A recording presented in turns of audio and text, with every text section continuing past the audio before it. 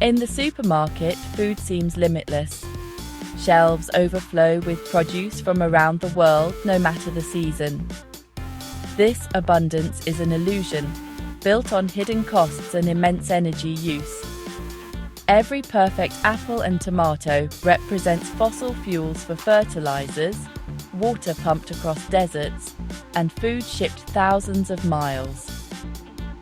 Our food system is powerful, but fragile, dependent on endless energy inputs. We solve problems by adding more fertilizer, more pesticides, more irrigation. For decades, this brute force approach delivered high yields, but it assumes resources are infinite. Our food chain is linear: extract, use, discard, creating waste and pollution. Nature works differently. In a woodland, nothing is wasted. Everything cycles back, powered by the sun. To build resilience, we must look beyond yield and consider the total energy balance. That means counting every hidden subsidy, from fuel in delivery trucks to plastic packaging. Older integrated systems, born of necessity, not cheap oil, offer lessons in efficiency. They conserved energy and resources because survival depended on it. As we face environmental and economic limits, these lessons are more relevant than ever. The path to a sustainable future starts by questioning the illusion of endless abundance. Growing food is about turning inputs, sunlight, water, seeds, labor, into edible harvests. For most of history, survival meant getting more food energy out than human energy put in. This law of return shaped agriculture for centuries. Modern farming changed the equation. Fossil fuels replaced human labor, boosting yields. But when we count all the energy, fuel, fertilizers, pesticides, many systems run at a deficit. Sometimes it takes 10 calories of fossil fuel to produce 1 calorie of food. Consider a hand-tended potato patch. Labor and compost yield a high-energy return. A commercial farm's yield per acre is huge, but its energy efficiency is poor. Productivity per acre isn't the same as efficiency per unit of energy. We focused on yield, ignoring the true cost of inputs. System design matters as much as inputs. A well-designed farm works with nature, capturing and conserving energy. Understanding energy flows lets us build systems that are both productive and sustainable. The future of food depends on closing the gap between output and the energy it takes to achieve it. Efficiency isn't just about more, it's about smarter. Energy loss in food systems isn't just about fuel, it's about design.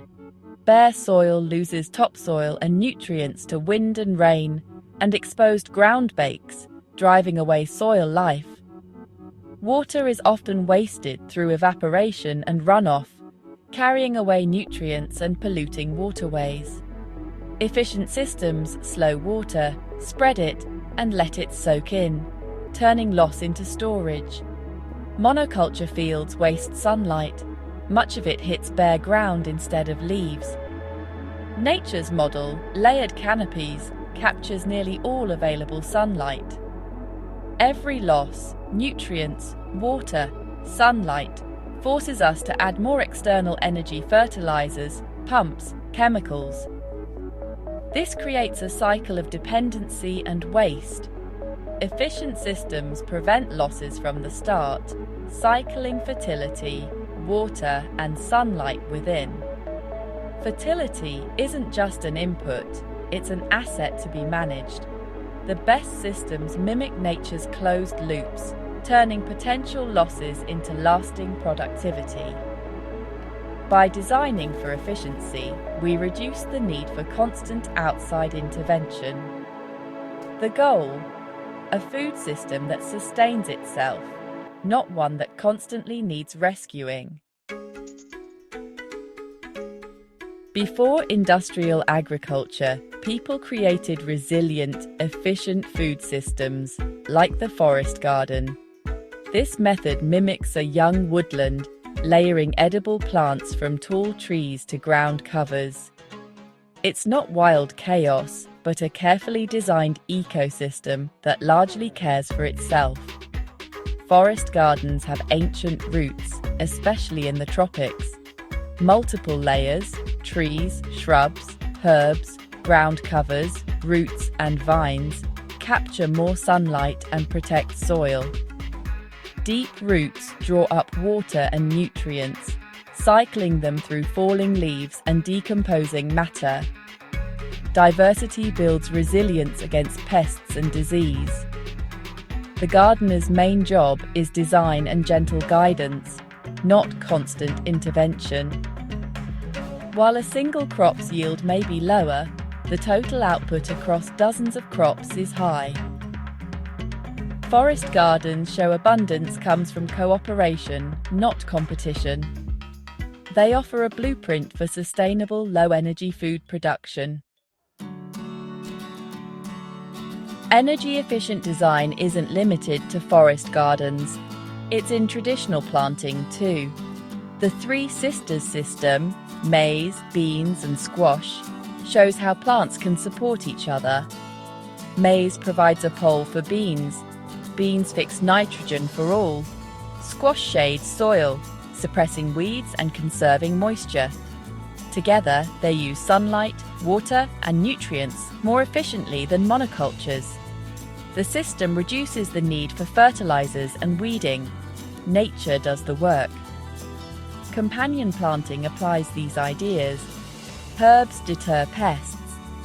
Deep-rooted plants bring up minerals, and diverse crops support each other. These aren't just folk tales, they're practical ecology. By assembling plant communities that help each other, gardeners conserve resources and boost harvests. The lesson: design with nature, and the system produces more with less. Companion planting is a simple, scalable way to build resilience and efficiency. It's about letting plants do what they do best, together. Smart combinations can outproduce single crops with less work and fewer inputs. In small spaces, efficiency isn't optional, it's survival. Large farms can hide waste with scale, but balcony and urban gardeners must maximize every inch and drop.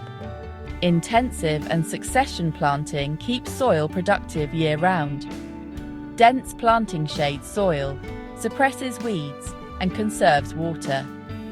Vertical gardening, trellises, hanging baskets, stacked planters, captures more sunlight in less space. Diversity breaks pest cycles and boosts resilience. Composting closes the nutrient loop, reducing fertilizer needs. These techniques, born of necessity, prove that good design can replace expensive inputs. Small gardens won't feed a family, but their principles scale up. Productivity isn't about size, it's about intelligence and observation. Every resource is used, nothing is wasted. The lessons of small spaces can transform even the largest farms. Efficiency starts with design, not with more resources. Low-energy food systems offer efficiency and sustainability, but they come with trade-offs. They demand more labor, skill, and observation than industrial farms. Complex, diverse systems are hard to mechanize and scale for commodity crops. Harvesting and maintenance often require hands-on work. Yields of individual crops may be lower, even if total output is high. These systems focus on the health of the whole, not maximizing one part. Patience is required. Forest gardens take years to mature. Modern agriculture prioritizes speed and uniformity. low-input systems require long-term thinking. They're not a universal solution, but a vital complement to industrial farming.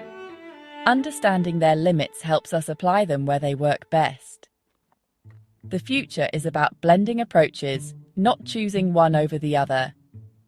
Diversity in systems is as important as diversity in crops. We face a choice: continue with high-input agriculture or embrace smarter, more resilient systems. Industrial farming has fed billions, but at a cost: resource depletion and vulnerability. Low-energy systems offer a path built on conservation, cooperation, and design. Forest gardens, Three Sisters, and small space plots aren't just curiosities, they're models for the future. They teach us to see farms as ecosystems, not factories. The focus shifts from buying solutions to designing them. These methods require more knowledge and skill, but they build self-reliance and resilience. They're best for diverse local food webs, not mass monocultures. By decentralizing and diversifying, we create a more adaptable, equitable food system. The goal isn't to replace industrial farming, but to enrich it with new ideas. The future depends on integrating scale with sustainability. Yield per acre matters, but so does yield per unit of energy. Our challenge: design food systems that feed us today and for generations to come.